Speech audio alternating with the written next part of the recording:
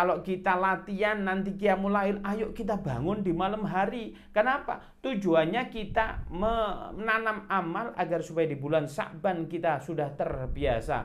Maka kita di dalam bulan Ramadan sudah mendapatkan ladzatul iman, yaitu orang sudah terbiasa.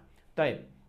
Itulah kita senang saja atas datangnya bulan Ramadan. Kita diharamkan jasad kita untuk dijilat oleh api neraka.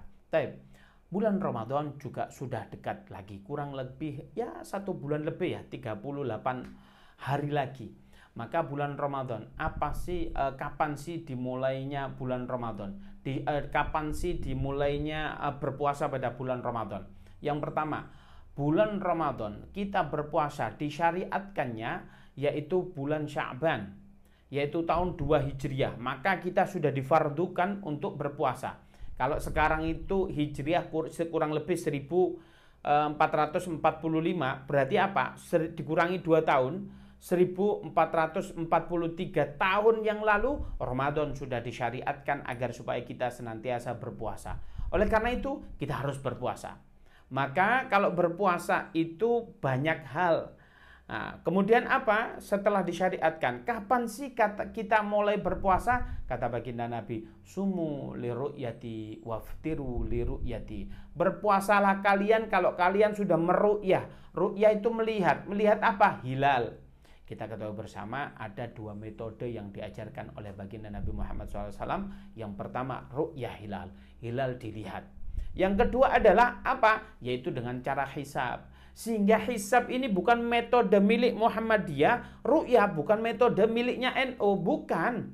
Dua-duanya ini diajarkan, ini adalah ilmunya Rasulullah SAW. Sehingga apa? Semua berhak. Orang NU berhak untuk hisab, orang Muhammadiyah juga berhak untuk ru'yatul hilal. Maka dua-duanya boleh. Lah ini kenapa kalau di negara lain itu nggak ada perbedaan, kita kok ada perbedaan? Iya, kalau di Arab kita lihat, Arab itu senantiasa ada muftinya. Kenapa di Indonesia enggak? Jangan khawatir. Karena apa? Negara kita itu sangat besar, luar biasa. Sehingga kalau ada perbedaan itu sesuatu hal yang lumrah. Bayangkan, kalau negara Timur Tengah, 22 negara itu disatukan, masih gedean Indonesia. Indonesia itu pulaunya berapa? 17.500, sangat luas. Sehingga kalau terjadi perbedaan ya wajar. Waktu kita jadi bagi menjadi 3, WID, WIB, WITA. Itu sangat luas sekali. Oleh karena itu kalau ada perbedaan ya wajar. Oleh karena itu kita harus turut bangga karena Indonesia itu sangat luas, sangat beragam sehingga apa? Perbedaan tidak menjadikan alasan perpecahan kita. Oleh karena itu kita harus tetap apa? Bersatu, karena bersatu itu merupakan perintah dari baginda Nabi Muhammad SAW. Maka metode yang pertama tadi ada ru'yah, ada hilal. Kapan kita berpuasa? Apabila kita sudah melihat ru'yah, atau kita sudah berhisab, atau sudah melakukan metode hisab tadi atau dihitung. Tentunya kita tidak bisa melakukan sendiri, yang dilakukan oleh para ulama, sehingga kita mengikuti ulama. Boleh kalau di negara kita alhamdulillah, yaitu Majelis Ulama Indonesia dengan Kementerian Agama berkolaborasi. Kita tinggal menunggu saja fatwanya sehingga kita besok puasa atau tidak. Itu yang pertama. Dulu baginda Nabi mengatakan, kalau kamu berpuasa lihatlah ada benang merah. Nah itu zaman sahabat dulu pertama kali disyariatkan, bingung ini. Yang dimaksud benang merah ini di mana ini? Maka orang itu mengikat jempolnya ada benang merah. Wah, oh ini sudah benang merah. Dulu begitu. Kemudian apa? Langsung dia puasa. Wah, kemudian besoknya ada yang curhat kepada baginda Nabi. Baginda Nabi, mohon maaf ini saya kebobolan. Kebobolan apa? Saya tadi malam nggak kuat, saya kangen sama istri saya mendatangi istri saya. Kemudian apa kata baginda Nabi? Ya, nggak apa-apa. Kalau di bulan Ramadan, ya nggak boleh, cuman siangnya saja. Maka dimulainya tulu'u syamsi, munculnya matahari sampai ghurubis syamsi, sampai tenggelamnya matahari, dalam arti mulai adzan subuh Allahu Akbar sampai tenggelamnya matahari Allahu Akbar maghrib, maka itu tidak boleh. Malamnya boleh kalian mendatangi istrinya. Dulu mah orang nggak paham sehingga apa? Nggak mau mendatangi istrinya. Maka di Islam itu luar biasa. Di dalam bulan Ramadan masih boleh mendatangi istrinya asalkan di luar jam puasa, yaitu pada malam hari. Baik. Puasa itu ada syarat dan ketentuan. Apabila kita tidak memenuhi syarat, maka ya nggak puasa. Ayo kita kaji. Barangkali kalau Anda yang di luaran sana tidak memenuhi syarat, ya nggak usah puasa. Kalau ditanya, oh, kenapa kamu nggak puasa? Oh, saya tidak memenuhi syarat. Ayo kita kaji dulu, apa sih syarat dan ketentuan puasa? Orang kalau dikatakan boleh puasa itu ada 4 hal. Yang pertama apa? Islam. Lah, sehingga kalau ada orang non-Islam tidak puasa, ya jangan komen. Kalau ada orang, oh ini Ramadan kok nggak puasa, kita husnudon dulu. Barangkali dia tidak Islam. Lah ya Islam loh, orang dia tetangga saya. Kita kaji dulu syaratnya apa? Syarat yang kedua. Kita review sedikit. Orang Islam itu ada yang bawaan lahir, sehingga dia sudah melakukan Islam dari dulu. Kalau ada yang kedua, kalau ada orang ingin masuk Islam, ibarat kata yang viral itu sekarang kita harus login dulu. Dengan cara apa? Mengucapkan 2 kalimat syahadat. Ayo diikuti. Asyhadu an la ilaha illallah wa asyhadu anna Muhammadar Rasulullah. Sudah, aku bersaksi tidak ada Tuhan yang layak disembah kecuali Allah, dan saya bersaksi bahwasanya Nabi Muhammad adalah utusan Allah. Kalau sudah begitu, Anda sudah dikategorikan Islam, sesederhana itu. Maka kalau Anda puasa pada bulan Ramadan, maka dihitung Anda memenuhi syarat. Oh iya, Anda memenuhi syarat karena Anda Islam. Tapi syarat yang kedua apa ini? Jangan-jangan kita tidak memenuhi syarat. Kalau ada orang di jalan tidak memenuhi syarat, lah maka Anda ya sudah. Nah, jangan-jangan dia Islam kok. Iya Islam, mungkin tidak memenuhi syarat yang kedua. Apa syarat yang kedua? Yaitu balik. Balik itu apa? Balik itu kalau ditandai kalau perempuan yasilu damul haid. Yaitu apa? Mengalirnya darah haid. Nah, itu kalau perempuan. Kalau laki-laki ditandai dengan mimpi basah.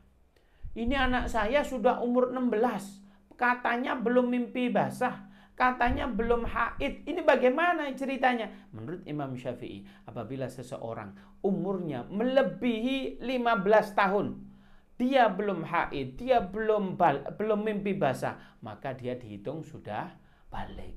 Oleh karena itu dilihat kalau ada orang puasa, mungkin dia belum balik. Belum balik bagaimana Ustadz? Dia sudah berkumisan, sudah berjenggotan, pasti dia sudah balik. Umurnya juga sudah dewasa. Oke, kalau dia Islam, kalau dia sudah balik, barangkali yang ketiga, apa? Dia harus berakal. Harus berakal. Syarat dan tuntutannya harus berakal. Loh, dia nggak gila kok, dia berakal kok. Barangkali, oh iya tadi pagi masih nggak apa-apa ini. Duhur tadi dia tiba-tiba gila itu ya. Asarnya ternyata balik lagi lah, ini nggak ada. Masa gilanya instan cuman antara duhur sama asyar, enggak. Kalau ada orang semacam ini, anggap saja otaknya nggak ada. Kalau ada ini kita di ada iftar jama'i, tempat orang jual makanan-makanan iftar itu di pinggir jalan. Pas kita nyari tiba-tiba ada yang markirin mobil kita, rokok apa segala macam. Jangan suudon, mungkin dia tidak Islam. Kalau dia Islam, mungkin dia belum balik. Dia sudah balik, mungkin yang ketiga, mungkin dia ini gila. Sehingga apa? Sehingga kalau dia gila, maka dia tidak wajib puasa. Dia nggak gila Ustadz, dia bisa nerima uang kok, dia bisa ngitung uang kok, ngerti kok mana cewek cantik, mana yang jelek, dia ngerti, maka dia ini tidak gila. Mungkin yang ketiga apa? Istito'ah. Barangkali tidak mampu, dia sehat. Nah ini bahwasanya banyak orang alasan mengatakan tidak mampu. Sungguhnya Allah mengatakan la yukallifullahu nafsan illa wus'aha. Maka tidak mungkin orang itu dibebani sesuatu oleh Allah di luar kemampuannya. Kita lihat, ada alasan klasik orang yang tidak berpuasa. Apa? Aku hari ini nggak puasa. Kenapa bro ente nggak puasa? Iya, aku nggak sahur. Kira-kira boleh nggak kita punya alasan semacam itu? Nggak boleh. Kenapa? hukum sahur itu sunnah. Sunnah itu apa? Boleh dilakukan, boleh tidak. Maknanya Allah sudah paham kalau ente tidak sahur, ya kuat. Enggak bakal ente mati, enggak bakal asam lambung. Malah kalau ente puasa maka akan sembuh asam lambung ente. Maka apa? Enggak ada alasan untuk orang tidak berpuasa karena tidak sahur. Biasa aja dong. Maka apa? Maka istitoah. Kalau ada orang mengatakan, saya ini pekerja keras. Apa pekerja keras? Al-kulli batu soro. Kuli batu soro begitu ya. Nah ini pekerja keras. Enggak. Pekerja keras sudah diukur. Maka kalau seandainya kuli batu atau tukang beca atau pekerja kuli panggul yang ada di pasar itu tidak ditaklif oleh Allah, tidak dibebani oleh Allah dengan puasa, pasti Allah menurunkan ayat bahwasanya orang seperti kuli batu tidak wajib puasa, pasti ada. Tapi tidak ada. Maknanya apa? Allah akan tahu kalau Anda berpuasa, Anda kuat.